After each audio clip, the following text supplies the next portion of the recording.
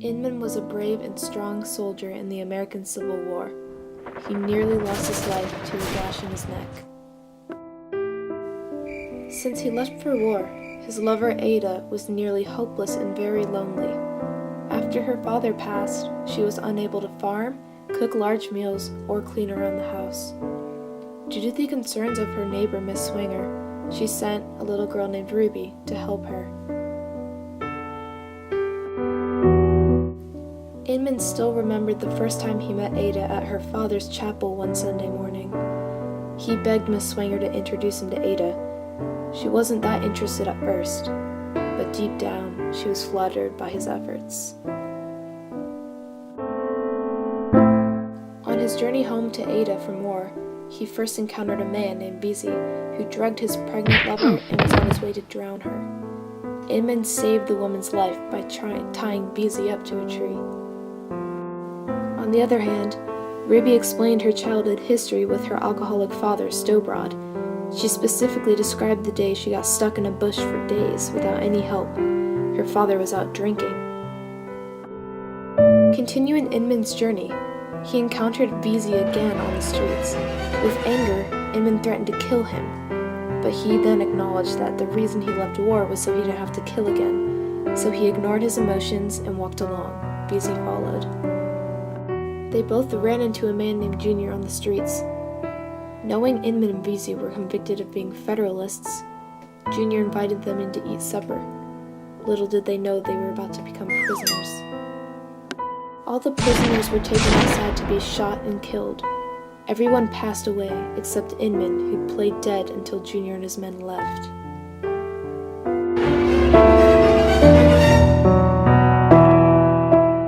After gaining his health back by the help of Junior's slave, Inman broke back into Junior's home and shot him unhesitantly from behind.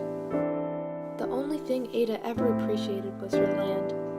She was influenced by her father's pleasant description of Cold Mountain. She also remembered him saying, "In their hearts, sense of loneliness is what fills the emptiness when God leaves us." Inman met another woman on his journey back. She cooked dinner for him and cured his temporary loneliness by letting him ramble on about how he misses Ada.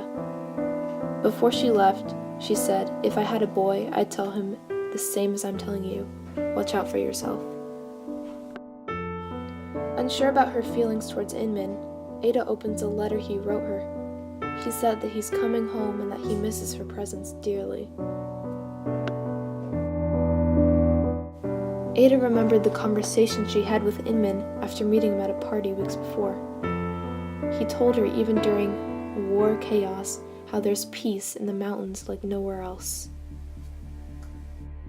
Unexpectedly, Ruby's father Stowbroad and his pals Georgia Boy and Pangle arrived at Ada's house asking for food and shelter after running away from Teague, a killer who was looking for Federals. After a couple days, the three men hiked up Cold Mountain to seek refuge. On the way, they encountered Teague, who shot them both. Georgia Boy was far enough to escape, yet close enough to watch. He immediately ran miles back to tell Ruby and Ada what he saw. Deep down, Ruby does have enormous care for her father, even after what he's done to her.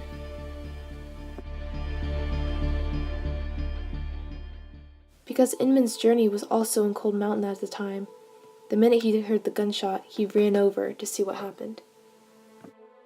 By the time he reached the scene, he saw a woman standing by the trees.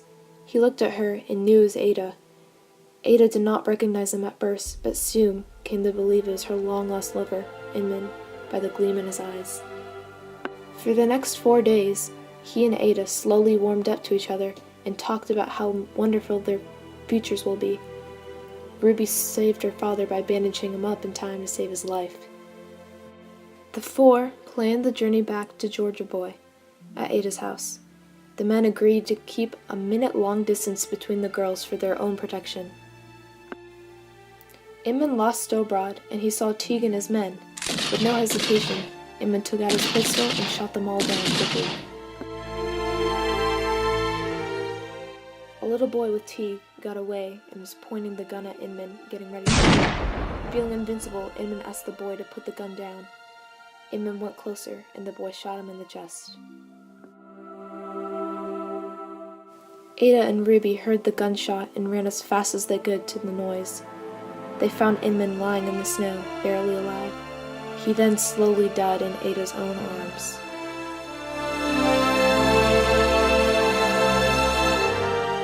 There are days now when I manage not to think of you. When the needs of the farm call with more urgency than my heart. This time of year, there's so much life everywhere. I find you in all of it. As if you were still walking home to me. If you could see us now this Easter day at Black Cove, you would know every step of your journey was worth it. I'm still climbing upwards, and my journey's almost ended. So, friend, if you're thirsty, climb this mountain with me. Grace, Inman, nobody said eat.